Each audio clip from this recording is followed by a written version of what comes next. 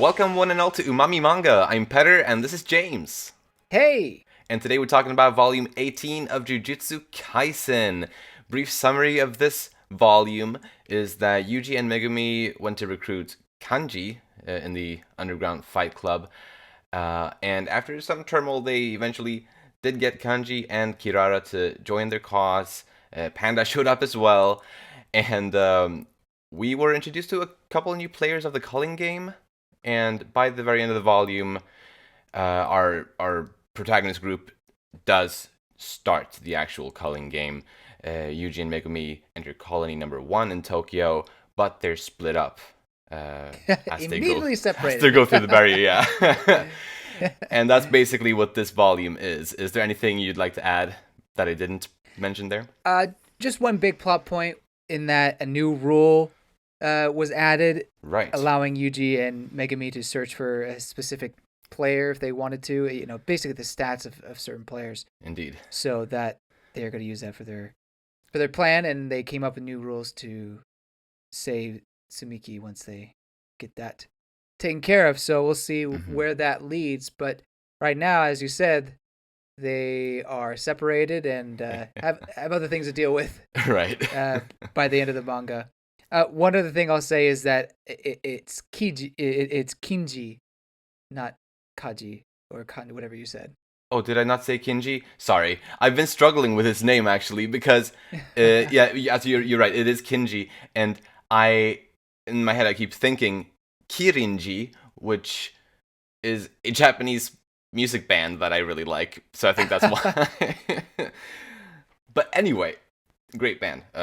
But yes, thank you for correcting me there. Kinji Hakari. Exactly.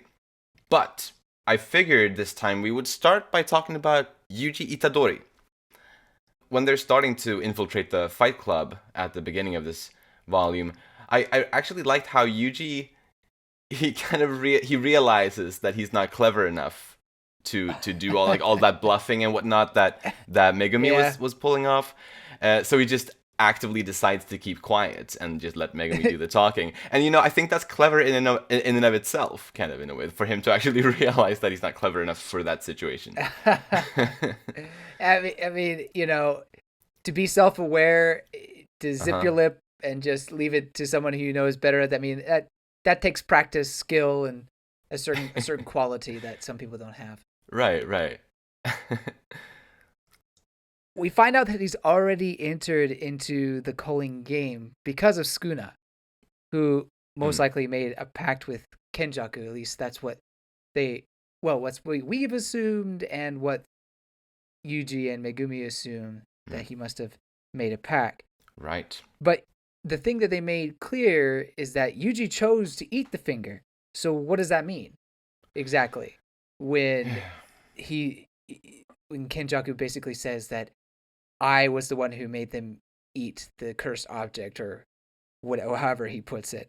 So It seems like Megumi and Yuji will put that discussion on the shelf for now, but maybe that could be something they talk about later on.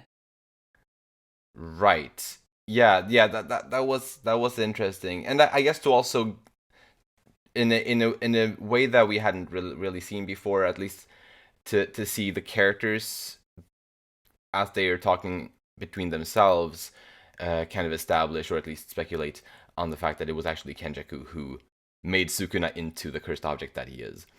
Mm-hmm. But yeah, as you pointed out, the active choice by Yuji to eat the finger, I'm not sure how to interpret that right now. Right, because I think we talked about it last time a bit about Kenjaku made Yuji what it is, but wait, he ate the cursed finger. How does that? What? I don't understand exactly how that makes sense. And so it's interesting that that's brought up again, and this time the characters are actually saying, "Yeah, wait, that doesn't make sense." So for once, they shared our confusion. Right. So true. So which is actually kind of reassuring, because I think it means there is some sort of solution in the works, or at least some sort of idea. Yeah, I'm not sure what exactly that could be, to be honest. One thought, if you don't mind me pontificating real quick, is that go for it. potentially just eating a cursed object doesn't make one a cursed vessel, or rather, actually, eating the object usually does make you a cursed vessel, is what I'm saying. Like Mm-hmm. anybody could potentially eat an object and still and become a cursed vessel, but maybe in Yuji's case, he was already a vessel for Oh. Sukuna, but he needed some Oh. sort of catalyst, like the actual Sukuna. Well, Uh, actually, I guess something to support that is the fact huh. that even like because like we've drawn parallels, I guess, between Yuji's natural strength and the like Maki and Right. Toji thing. But what if it's not? What if it's not tied to that whatsoever? Yeah. Like in Yuji's case specifically, maybe his strength that he's had since the start of the series came from having consumed something else somehow, and before. Oh. So maybe he Oh, so maybe he had a finger a long time ago, maybe? Either that, or maybe something else that made him a vessel. Like maybe not Uh-huh. necessarily a Sukuna related thing. Well, what if he was just born a vessel? I suppose that could be something that, right, like that Kenjaku could have maybe made sure of somehow. Like we really don't know lineage wise, what his family tree is like. Hmm. But I mean, Kenjaku basically conceived Yuji, and I feel like it has to be Mm-hmm. for a reason, right? It's Yeah. not just for the Right. lulls. Like No, for there had to have absolutely. been a specific reason for that, and Mm. maybe that be giving birth to him is so weird to say, giving birth to him and having him become, or in that act making him a vessel for Skuna Mm. makes sense to me. Right. Um, and so I don't know. So I don't know if he's unique in that way. Like, is he one of the few that is an actual vessel before having to eat a cursed object, or whatever you have to do with a cursed object, Mm. versus everybody else who maybe doesn't necessarily have to be born that way. I don't know. If Yuji's a different case, that's just one way I could see it being that way. If what I'm saying makes sense. Right. No, I think it does. But yeah, of course, we definitely Remains require to a be lot seen. more on this from the story itself. But You're right. You're it right. is still really interesting, I think, and to ponder on Yeah. it as well. Yeah. But Yuji took a hell of a beating from Kinji, uh, kind of just before they were able to get Kinji over to their side, kind of. And it was all kind of to prove himself and to prove, well, and to get Kinji to hear them out, really. And I really enjoyed Yuji's talk about just being a cog in the machine that eradicates curses, basically. Yeah. And that even though he is, like, Yuji himself is certainly no leader, and, despite him being asked by others to confront Kinji, Yuji is still so full of passion for his cause and for his friends and well, I guess for the world at large. Like kind of, and I loved that we got to witness that raw passion in Yuji through Kinji, who obviously has his whole view on the world and on I guess passion or fever or whatever. Um, Fever. because I think portraying it in that angle for us as the readers, I think I don't know, it really spoke to me and it elevated Yuji in my mind, like just the way he's written as a character. I love that moment for him. Yeah. I love, like you said, how he understands his role in all this, and Mm, in a way it's like a team player type of an aspect rather than being I totally. have to be the greatest thing ever. I'm the main character. It's more I'm just one cog in a big piece, you know. I guess you could put it to our, the real world, one cog in our society Hmm. in a way, making it run smoothly or whatnot. So yeah, I really appreciate that take and think that there's some truth there. Right, but actually something I hadn't really like a connection I hadn't really drawn, but that I remembered when you mentioned teamwork or team play, like didn't didn't Gojo say something about it like Jujutsu sorcerers cannot or shouldn't be team players Oh, did he really? at some point? when he was tutoring Yuji, I believe. I could be wrong, but I think it was Oh, something along those lines. But now Yuji is interesting. kind of rebelling against that teaching, if that was, if I'm remembering that correctly. You know Um, what's funny? I thought that maybe Gojo had mentioned something about a cog earlier, but uh, not that himself being a cog per se. hmm. I don't recall that, but maybe. I mean, it's been a while since we read, especially those earlier volumes. Hmm. I guess if anyone knows for sure, feel free to uh, enlighten us in the YouTube comments or on our Discord server. Yeah. But so far, Yuji is holding up. He's holding his own against those flying sorcerers on the in the colony that he ended up in, and So their goal is to go after this new sorcerer Higuruma. Uh, go right, after him in the Tokyo One coaling area. precisely. But I wanted to ask you: did you recognize the guy that recognized Yuji on the roof? No, Because I didn't. you know what? I thought I maybe don't I think I should did. know who that guy was, but I couldn't put it together. I believe his name is Amai, right? Is that what the volume said? I Right. believe. Oh, that's right. They did. Yeah, they did mention his name there. Yeah, at the start of that Yeah, chapter. and Yeah. I don't recall there being an Amai No, me neither. previously. But apparently this guy knows Yuji, so that was it. Yeah, That's I pretty guess that's cool. interesting. Yeah, yeah. I'm intrigued. Yeah, for sure.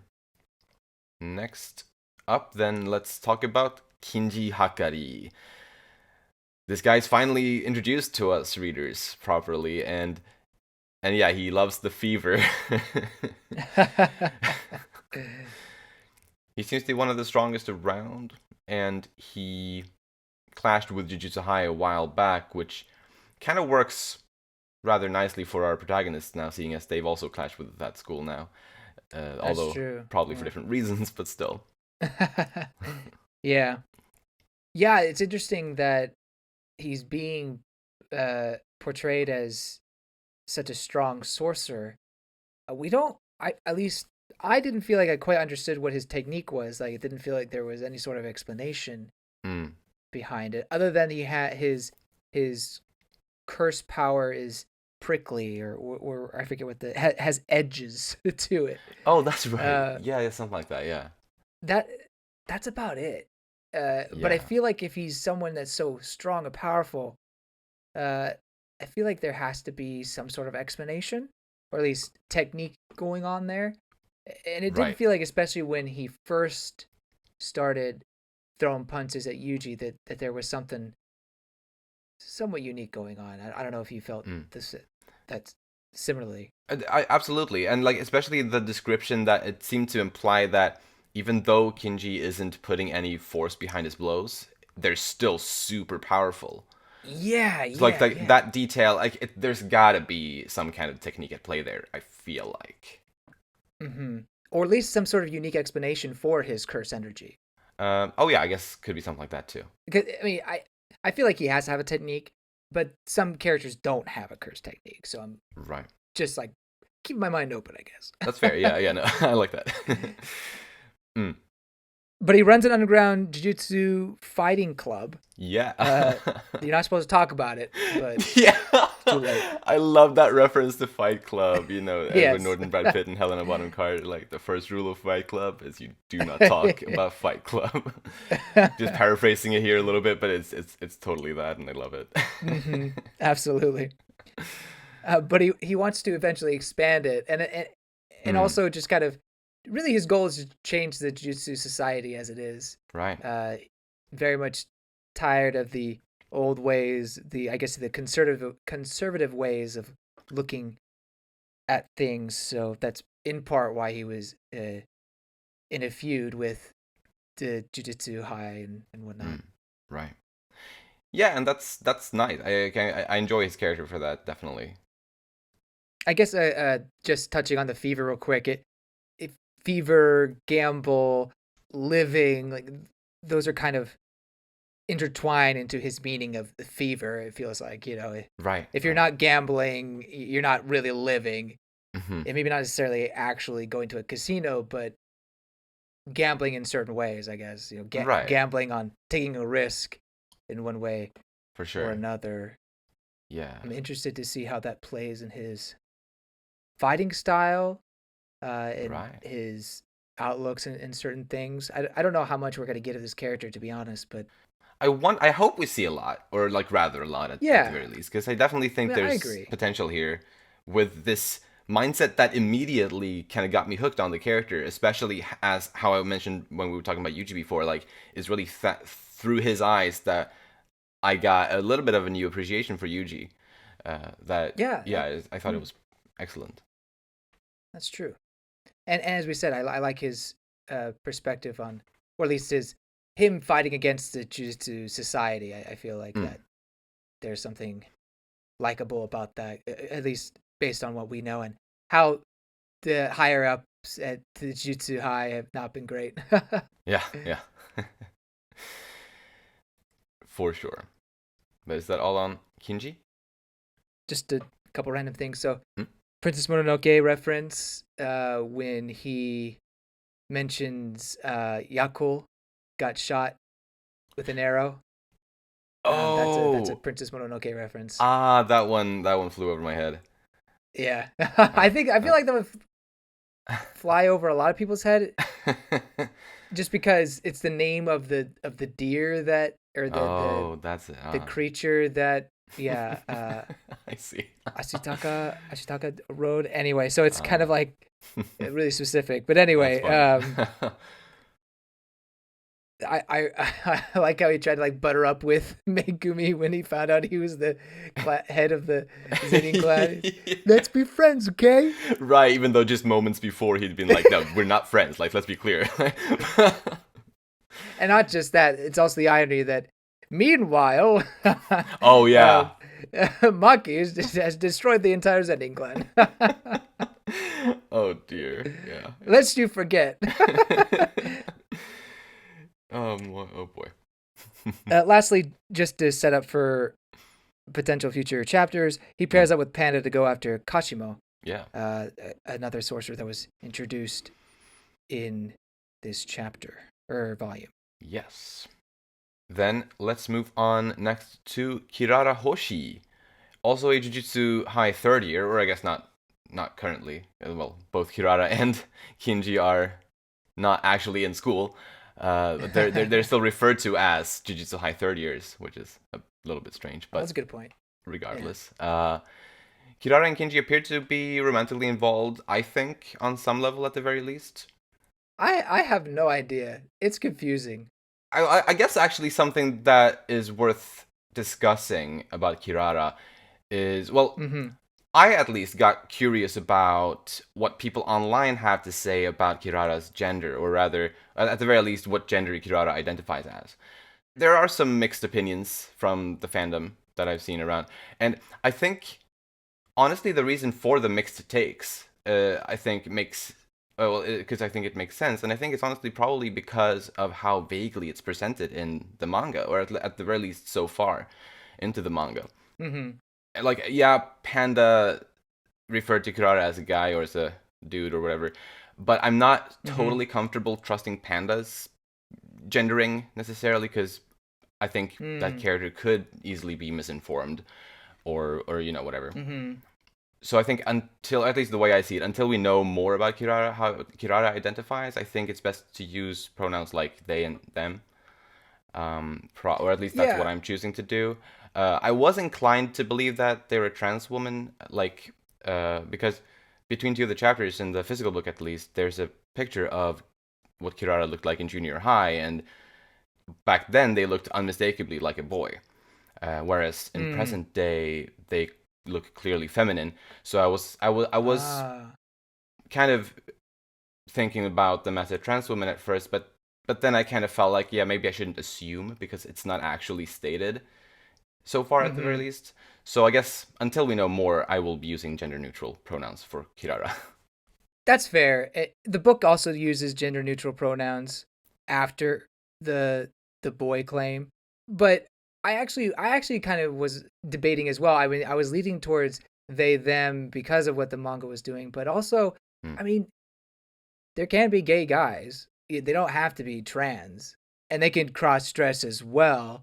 So I was just like uncertain about it all, but like we said, I mean, you brought up good points, and then the book uses pronouns, so until otherwise said otherwise, they them is totally fine. But towards the romantic or romantic partner thing, I'm uncertain. I mean, I definitely feel like Kirara has feelings for Kinji. That I don't think that's up for debate. But Kinji himself, I'm uncertain necessarily about that. He's definitely, the way they introduce him, it definitely feels like that. Oh, that's his girl, before you found out about Kirara. But then he doesn't really, I don't know, treat Kirara as his significant other, Right. And also he's mentioning Exactly. like his former girlfriend and things like that. So I don't really know, and not saying he couldn't be, bi, but point is, like, I don't exactly know what Kinji's relationship, how he views their relationship. They could just be friends, and he's just really good friend in that way. But I mean, I wouldn't put that, or in a Japanese manga, I wouldn't doubt that would be the case.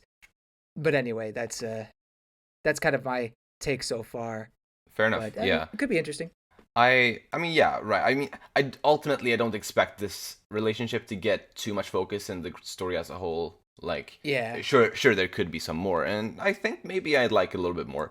But at the same time, this is not a romance manga whatsoever. Like, in any No. between any characters, so like there definitely No. won't be an abundance of focus on it.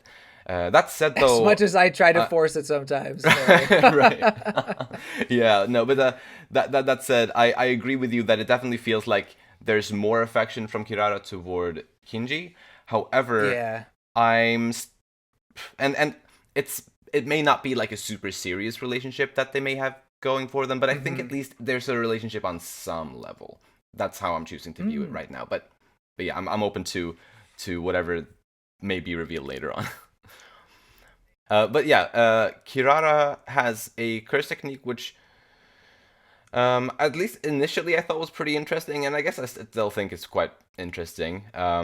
In how the technique can keep people either separated or close together in various ways. However, Love rendezvous. Right, but this technique, in my opinion, was another case of overly complicated explanations to the point where it honestly kind of bored me. Oh, really? Especially toward the end of the whole thing with it. Okay. Personally, that's how I felt. Well, to be honest, I mean, I was, wrapping my mind trying to understand, or trying to picture like how this power could work, and then when it was explained, it was like, oh, I understood that. Right. Really, the first time I'm actually understanding a power here. Yeah, not that rare. I understood the star's name per se, but it felt like it was explained easily enough that I could comprehend it. Sure. I maybe my issue with that whole sequence is that it was just too dragged out, maybe, or at least that's how I felt about it. Yeah. Like I could follow along, but I wasn't motivated enough to, like, I guess, really take it all in, especially toward the end when they'd been going at it for, in my opinion, a bit too long. But yeah, I mean, the end was, please stop being unreasonable so we can talk to you. Like, the goal in itself wasn't that exciting at all anyway. It did kind of seem a little pointless, but that's the character's motivation, that's the character's I guess opinion on things, being very skeptical of Jujutsu High, so they stuck to their guns in that case. But true. Regardless, I still think Kirara had an interesting power, and would be cool to see it used again. Now knowing that power, and maybe there's to be cool teaming up that happened. Well, I guess Kinji and Kirara won't be teaming up in the culling games because Kirara is outside of it. But I don't know. Who knows? Maybe Kirara will have a really cool moment with it. I hope so. Or die a horrible death. Who knows? No, at this point. I don't want that. No, of course. But you just never know. You never know. After Kugisaki's death, no one is safe. Yeah. Well. Anything else on Kirara? That's all I got. All right, then next let's talk a bit about Megumi Fushiguro. All that bluffing he did at the start of the volume to infiltrate the Fight Club, I thought was phenomenal. Very fun. Very smooth. That. So smooth. Yeah. So that was pretty great. And I was also impressed that he was able to piece together Kirara's technique. I mean, right. It's not easy. I being able to figure out the stars and that kind of a puzzle. I mean, it definitely feels like one of those mind games that you have to you buy like some sort of puzzle and have to solve it that way. Just a mind game thing. If I'm making sense. But anyway, yeah, he did a good job there. yeah. No, he was very sharp really throughout this volume, I think. And at the end of the volume, it's established that Megumi doesn't have any problem scoring 100 points in the calling game if he needs to. So that wasn't necessarily surprising, but it was still interesting to get that piece of information from him directly. Right. That this is how serious he is about saving his sister. And I mean, I get it.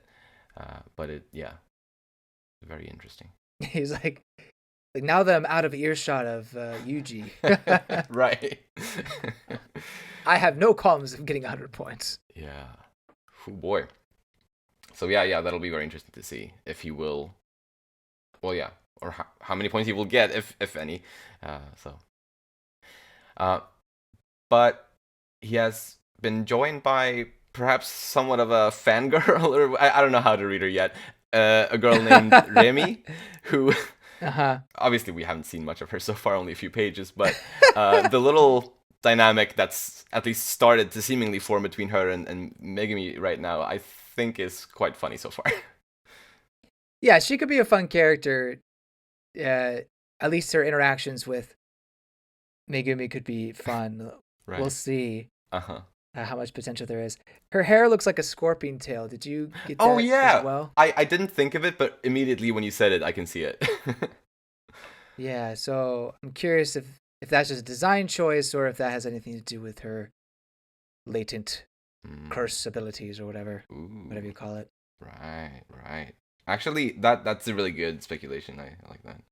Also, at this point, I don't know how old people are anymore. It's like, you could be 500, you could be 200, you could be 100 or 1,300 years old. I at this point, I have no idea. True. You're all ancient. That's very true. I wonder. Well, anything else on Megumi right now? No. Then moving on to Panda. Apparently he made it to the Fight Club too. And and he and Kinji are acquainted from school since before, which makes sense since they're only a year apart. And yeah, I don't know, I guess Panda didn't bring too much. Mostly he was comic relief, I think. Or at least to some extent. Like his face when Yuji punched him. And he was like acting like he was knocked out. Like, the Animal Welfare Society won't stand for this. And his face when he said that was maybe the funniest part of this volume to me. It was so good. Terrible at acting. Overacting, hamming it up. He's funny. That was a funny one, but also when he was distracting the Fight Club people, he like grabbed a tire wheel, became a cute panda or whatever. Yeah, I thought that was pretty funny. Absolutely. Honestly, it's kind of baffling that they even fell for that, because I assume they would have seen him fight before, so they should know he's a dangerous kind of animal, maybe. But I don't know. It did seem they were kind of like dumbstruck, just like, what? Right. Do you think he likes fish sticks? Yes, Panda does like fish sticks. or fish yum. sausages or whatever. Right, that's right. Was that all in Panda? Yeah. Then I was very happy to see Sasuke and Iguchi return Yeah, from what in Volume the 1. world? They're back. What? Out of nowhere. After so many volumes. I never expected that. Not ever. I was starting to doubt it, but I had a little bit of hope for a few volumes. I had some. I probably didn't talk much about it, but I was thinking about them for a few volumes, but I obviously haven't thought about them for quite a while now. Right. I mean, yeah, it's been a long time since we've discussed it on the podcast or even outside of it. But I do think you said something about that potentially coming back when we've discussed the first volume. Did you not? I think so. At the very least, I hoped that they would, because I thought, I mean, they, other than Yuji, they're the first characters introduced in the main story of Jujutsu Kaisen. You know, not counting Zero. Like, so they've been there from the very start, since the first page. And I remember enjoying the dynamic that they had with Yuji. True. Like the three of them in the occult club. So I think that's why I thought it was such a shame that they left the story so early.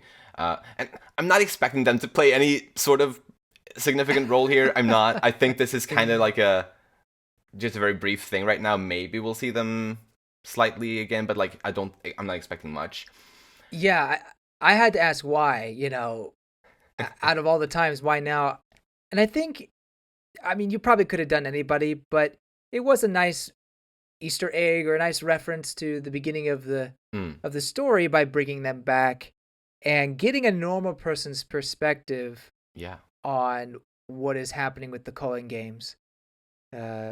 So, I mean, at the very least, we did get that, and we got some fan service, I guess you could say. Not right. not the ecchi, the other kind of fan service. I get what you mean, and I guess something that could potentially come from it, and maybe this is wishful thinking, but if they actually do get more involved in the story through the fact that Sasuke was picking up on how, or she got this hint from Kenjaku about Yuji being Kenjaku's son.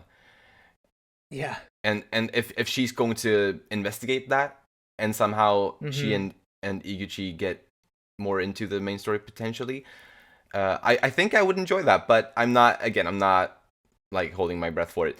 That said, though, at the very least, even though it's not much, I would like for them to meet Yuji again, and just have at least a brief catch up thing, you know? Yeah, I think my only problem with them getting back into the story, even in the smallest point, is that they're in Sendai still. That's very far from Tokyo. Oh, right. So that's fair. Yeah. Oh, well, maybe later in the story. It's not the farthest from Tokyo, but it's up north. Right. But yeah, I mean, I guess another thing that came through that part is how, I guess, Kenjaku was kind enough to let those who ended up in the barriers or in the colonies leave when the barriers were put up. Yeah, I was wondering about that. So I guess in that way, Kenjaku is playing fair and like in a way that I hadn't necessarily expected. Maybe that's just necessary for the Culling games to work with all the vows and things that has, you know, you can't get people involved who haven't made that vow, who can't make that vow. And if they are involved, that lessens the power of the curse or the technique or whatever. Maybe. Of the game. I don't know. It felt like to me that it was a necessity for Kenjaku to do so. Although, now that I think about it, he probably needs a lot of people still alive for his own plans to work. You know, if he's merging Tengen with humankind. So yeah, he probably needs to make sure they're alive. Right. Yeah. I guess we could justify it that way. Yeah. I guess there's a couple ways you could take it. Yeah. But you know, touching on him bringing up his son Itadori, it's like, wow, why would he just say it like that other than to give the reader a chill, which is, you know, a good use, I'd say, but we already knew it. We as readers already knew it. So. Yeah, but it's still chilling to hear, I think. True. Fair. Um, I think maybe the reason was to associate Sasaki as the Sasaki, this girl as the mm, one that from the first few chapters, right. uh, in that way. So I think that's a interesting way of doing it, but I don't know. I guess the potential, even though I was kind of disagreeing with you, or not disagreeing, but kind of fighting against it. I mean, the potential for them to come into the story in some way is always there, I guess. Right, and I guess it's there ever so slightly more now than it was a volume ago. Yeah, well, But yeah, well, probably more so than ever so slightly. It's I it's mean, certainly true, much. They're actually featured in the story for once. damn true.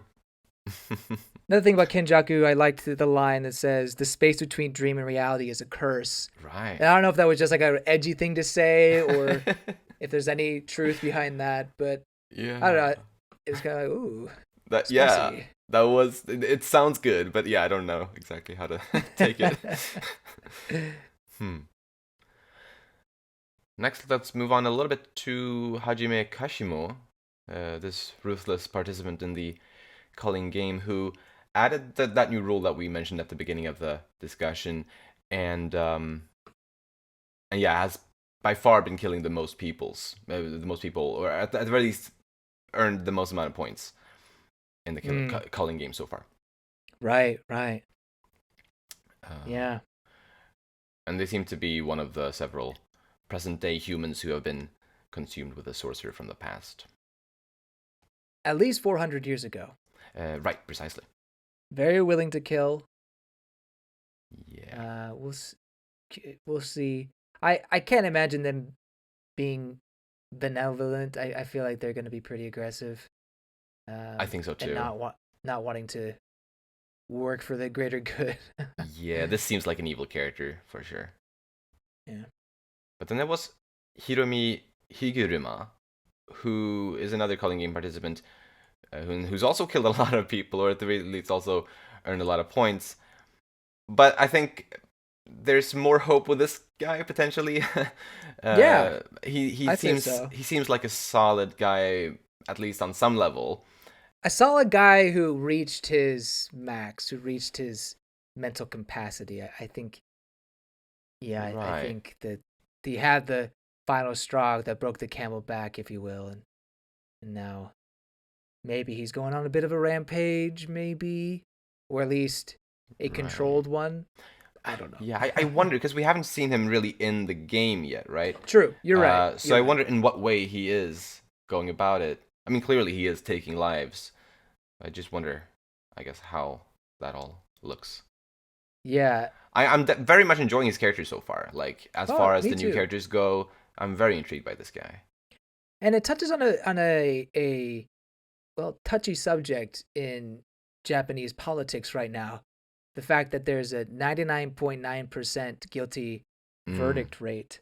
Um, it's quite startling, to Yeah, say the least. totally. Absolutely. Um, and it's something that I think more and more Japanese people are considering. Like, okay, maybe we need to do something about this, or at least they're Uh, talking about it in some way. Not to say I have the, the right answer at all, of course, but I like discourses about this, especially from the defense attorney side, where mm, you collect all of this evidence to justify or to bring to light the truth, and yet because people are trying to fill quota or trying to, mm, you mm. know, be seen in a good light, the truth is squashed in favor of uh, a guilty verdict. Right. So Right. um, it's interesting to get that kind of mindset in the character, and I'm interested to see in what way that has, I guess,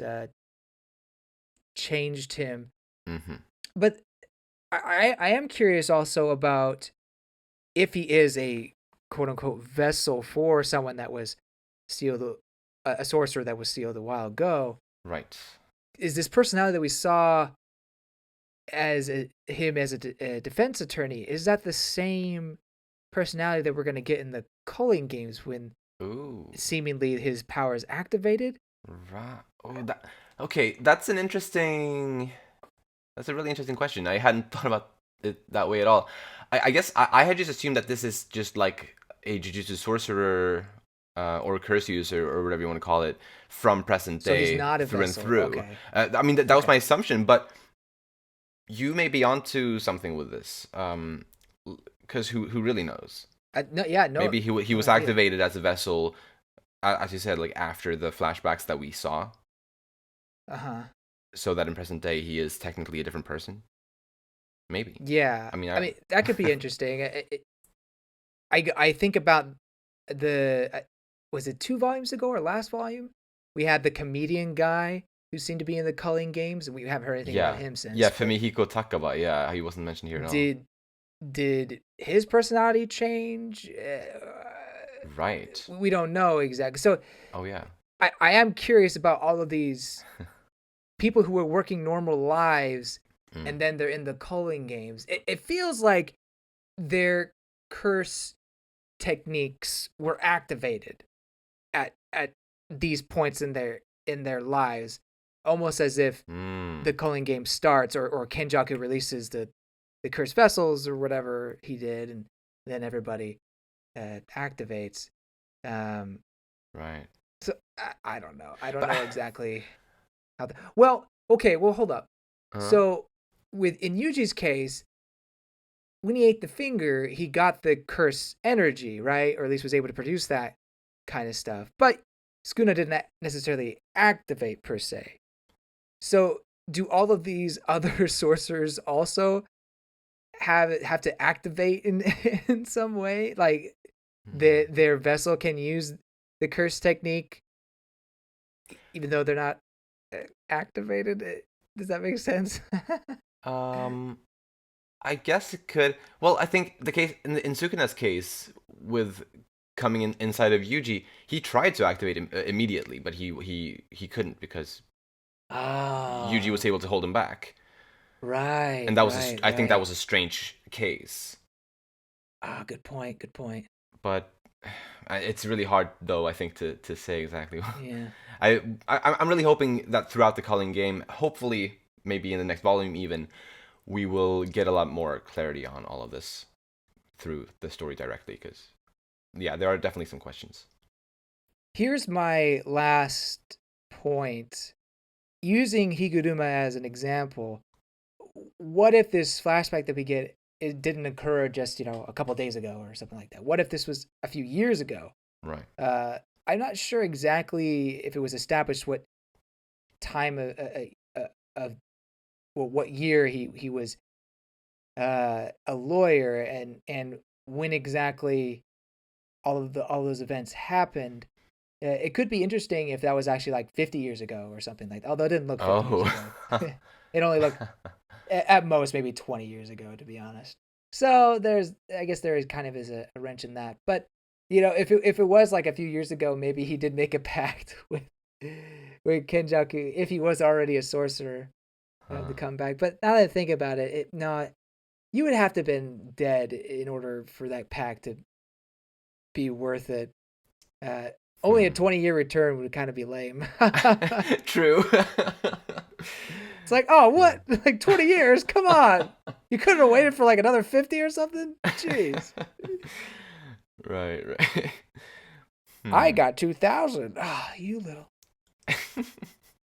That's all the speculation I'll do for now. Fair enough, fair enough. I mean that's still interesting though. Well, any other characters you want to talk about? No, I think we covered everybody. Lovely. Then, well, I guess let's dive back into more predictions. uh, the next couple volumes will I expect probably shift focus a little bit back and forth between the different colonies, since we have protagonists spread out in different colonies in different within different barriers. And so if the Culling game arc is what is coming now in the a few volumes or whatever, Uh-huh. I'm expecting the story will be switching a little bit back and forth between the different areas, so that we can see what all of the different participants are up to, or at least the relevant ones, like the protagonists and the characters that are connected to them now. Uh, Additionally, I think we'll probably also get some focus over on Tengen and Yuki and Choso, because Oh. I believe, or I get the feeling that Yuki and Choso didn't stay behind to guard Tengen for nothing. Ah, okay. So potentially during the culling game, there's going to be some action there as well. And so I think it's going to be basically the focus Ah, is going to be split across the colonies as well as the Tengen area. that's a great point. And then I feel bad for Utah because he's not in any of those three positions. Well, isn't he in one of the colonies? Isn't or Yeah, but he's not. But there's more than just two colonies. no? But I meant like all of the colonies where there are relevant characters. I think will get some focus. So including Utah's colony, wherever Oh, whichever one okay. that So was. that's four then. I suppose so. Because I'm pretty sure Utah's in a different one than Tokyo 1 and Tokyo 2. I mean. I think so as well. So yeah, but like however many colonies are relevant to the protagonist now, I think that's Mm. all of those plus the Tengen area. That's not, for a shonen story or any manga, that's not unheard of to split it that many ways, especially when you have a huge cast. Right. Plus, Um, it is even though they are different areas, it's like narrative wise, I think it's all still connected. So yeah. I'm still expecting and honestly hoping to see focus on all of that. Yeah. I totally see what you're saying with Tenken's group right now.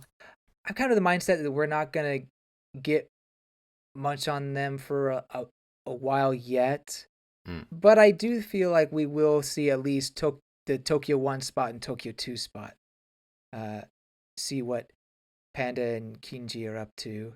Um, whether it's Mm. simultaneously or we deal with one and then we deal with two, Mm. I not entirely sure.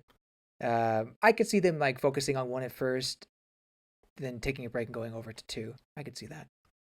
Right. So, kind of some predictions about the characters we saw. There's some of the new characters. Mm. I feel like Nemi will, like Megumi and Nemi will kind of have a thing going on in terms of, camaraderie. Hmm. But I think Remy will be trying to trick Megumi. Yeah. And may end up getting herself killed for all I know. Right. Uh, not that I think she's a terrible person yet. I mean, we haven't really met her yet, It but really remains to I be do, seen. right. I do kind of get this mischievous nature from her, so I Yeah. would be surprised if he's trying to trick him in some Hmm. way. I feel like Amai will actually be helpful for Itadori. Maybe kind of give him the rundown of what's going on in this area of the Culling Games. Maybe kind of be on his side. I have no idea who he is, but Right. uh, Right. No, but actually, I think that's a good point because I get the feel the brief part that we got with Amai and the other characters that he was working with, it seemed like Amai was kind of more or less bullied by his yeah, the people that he was cooperating with, and yeah, I the feel like flying people. he would be far better off else, not working with them, but maybe actually, yeah, as you said, like working with Yuji in some way instead. Agreed. Because I think the other two that we saw are probably more quote unquote evil than Amai is. That's the vibe I'm getting. Yeah, definitely, definitely not willing to cooperate with Yuji. Kind of have their own agenda going on, is what it looks like. Yeah, yeah. And I think that partnership could lead to Itadori finding Higuruma first. Um, Right. Maybe Amai has some sort of technique that allows him to do that, or I don't know. He may not even have anything at all. There was really no implication that he has anything other than he's spying or is a lookout. You know. Fair. Yeah. Huh. Uh, but about Higuruma, I think that when Higuruma and Yuji meet, yeah, I'm sure there'll be some sort of conflict. It there's always a fight. It feels like, but Right. In eventually, every I meeting, think there's a fight. Yeah. in every meeting there's a fight, uh, and then a lot of the times they end up seeing eye to eye. So maybe this is not that much of a gutsy call here. But my reasoning is that Higuruma is all about the truth, and Yuji's very much a man driven by, kind of justice Right. in a way. I mean, he's not like Deku from My Hero Academia, but you know what I mean. Like, Yeah, I do. I feel like they can share the same ideals. Right. I like that. In that sense. So I could see them getting along fairly well. And then for Tokyo 2, I mean, I think Kinji's got to be the one that fights the new character Kashimo. I feel like that's just the matchup that we're gonna get. But Panda, I feel like we'll be able to find the angel person, because there is a little bit of a hint that, well, I need you to be looking for the like I think Kinji tells Panda, I need you to be looking for the angel because you're the best one at finding somebody. I assume because of smell or whatever. Right. So it does. I mean, not to say that it has to be Panda, but it is kind of put into Panda's core. Okay, expectations set. Let's go meet those expectations. And I think it would give something interesting for Panda to do, other than just kind of being a comedic, a great comedic character, but a little more going on for Panda. Yeah, that would be nice. That would be. I mean, last volume, Panda's part was the opposite of comedic. It was actually quite sad. You're right. It was pretty tragic. Even though he didn't have a whole lot to do necessarily in it, but he was greatly affected by it. Fair, right. But yeah, still, more serious focus on him would still be very nice.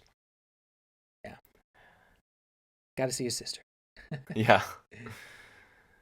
Then, I guess I'm kind of thinking that this coming culling arc part is going to be 3 to 4 volumes long or so from here on. It's just, I guess, a feeling I'm getting. 3-ish volumes, 3 or 4.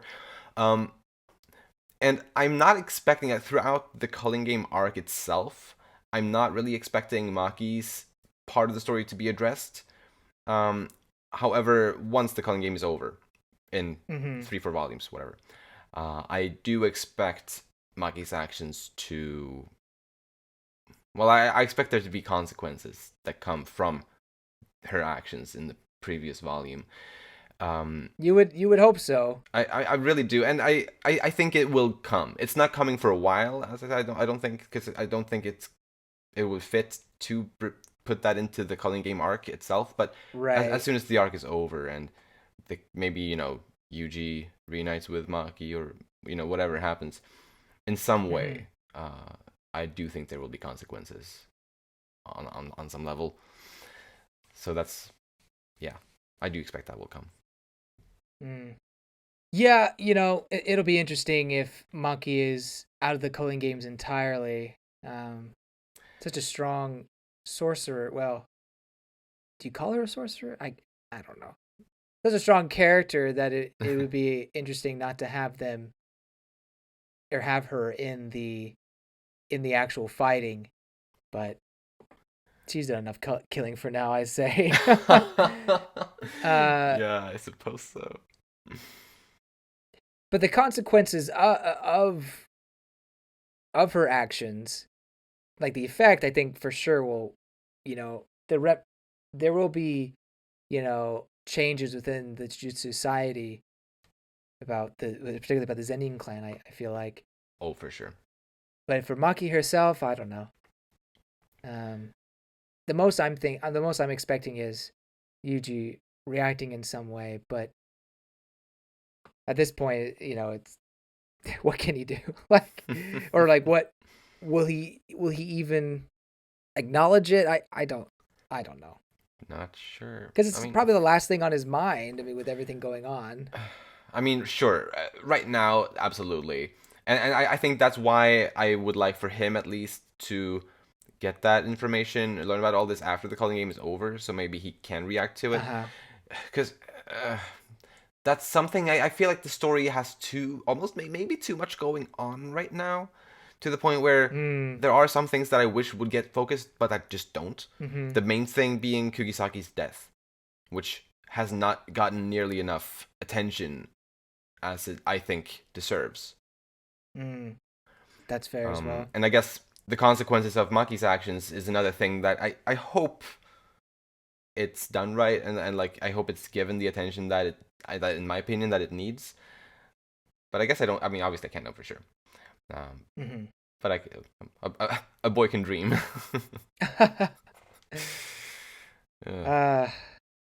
I guess the last thing I'll say for predictions is about going back to Kenjaku and the Yuji Itadori thing.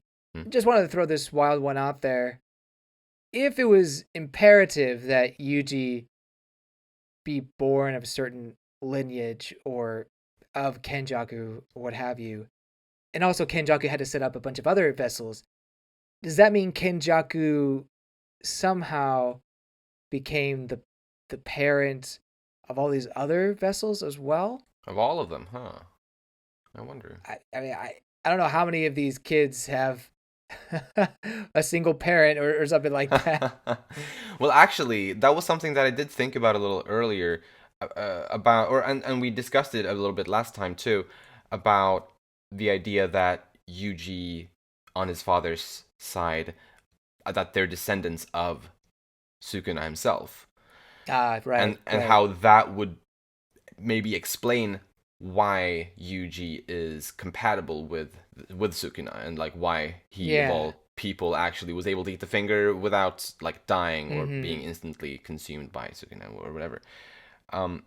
Maybe there's similar things with everybody else. Maybe they're all descendants of the sorcerers that take control of them. Maybe. Oh man, that would be wild. And maybe Kenjaku has to be one of the parents for that to happen. Right, perhaps, but perhaps that's another thing that needs to be fulfilled, right? Because if Yuji is just a descendant of Sukuna, then it doesn't matter who the mother is, right? Or at least it shouldn't, because it wouldn't change anything.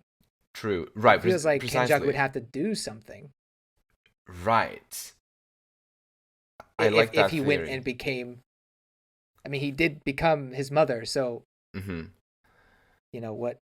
What was the purpose? What was the point of that? Well, so that does something to the offspring, so that, for example, Yuji's dad, if Yuji's dad had eaten the Sukuna finger, maybe he wouldn't have been able to hold it or whatever. Yeah.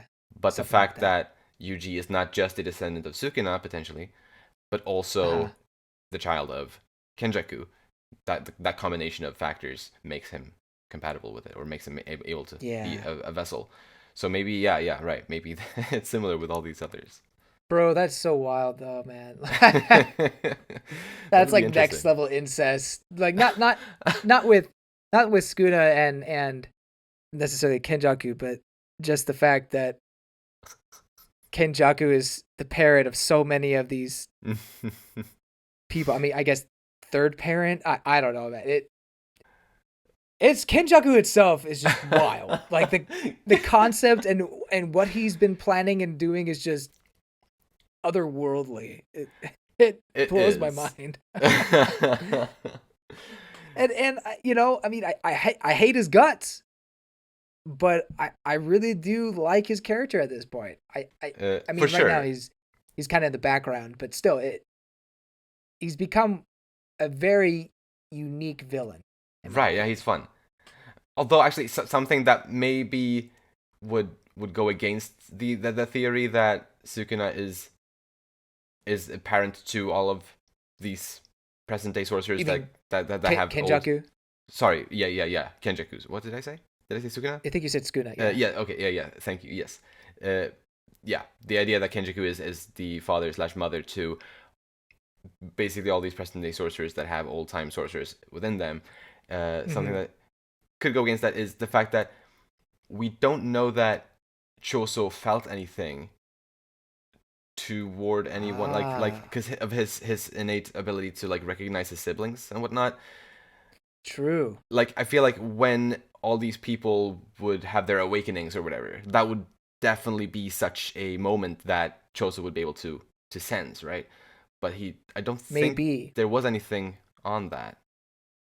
Now, to be fair, he didn't notice that or get those feelings when he was fighting Yuji. He didn't notice it until he was about to give like the killing blow or something like that. Right, because it's like the transformation part or something that's when he can sense them. I can't remember the exact wording, but it's something like that. And like being close to death is similar to that. So that was the reason.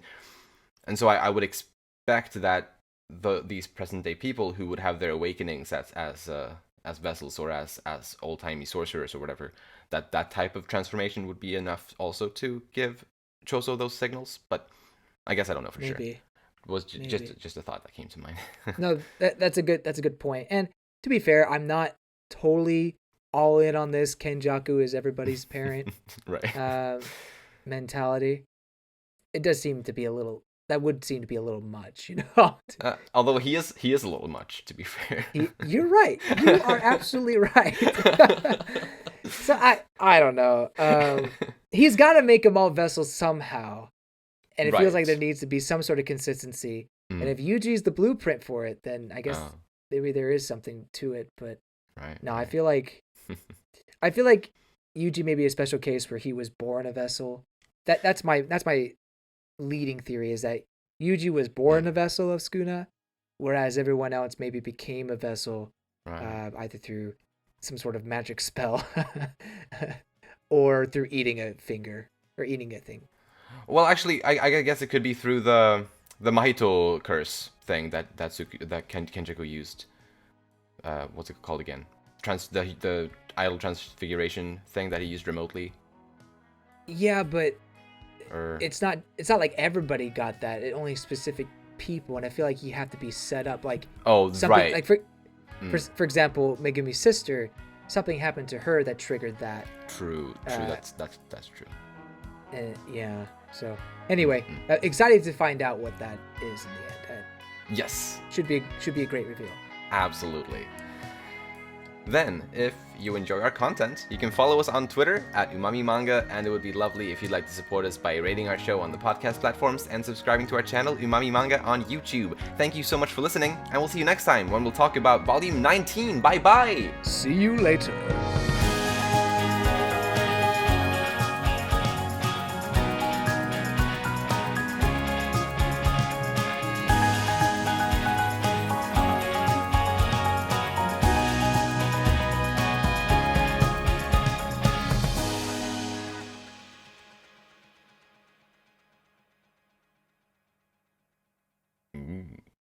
Oh my.